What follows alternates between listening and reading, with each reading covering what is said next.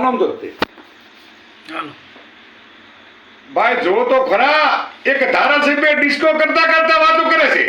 હવે એને કયો ઉંમર થઈ ગઈ ગમે ત્યારે હાલતા હાલતા એટેક આવી જાય.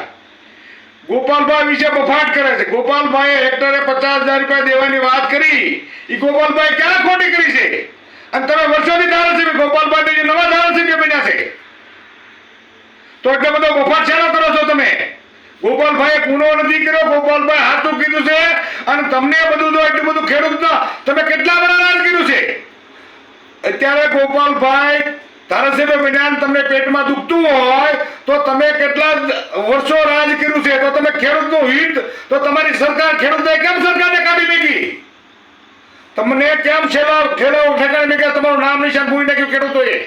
તમે ખેડૂતોનું આ જો હિત સારું કર્યું હોત તો આ તમારો વારો જ નહોતો, તો અમારો જન્મ જ નહોતો.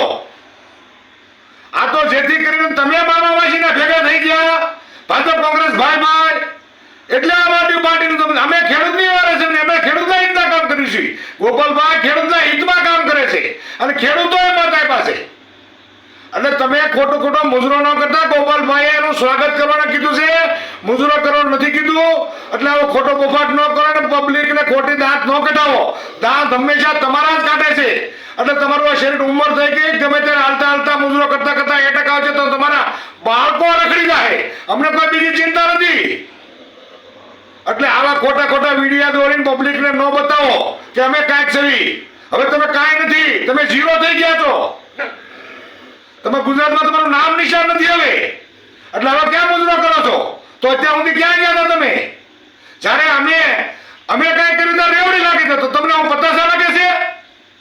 અમે કાંઈ બોલતા હોય અમારા તો તમારા સબ્જેક્ટ ઉપર આવો છો તમે.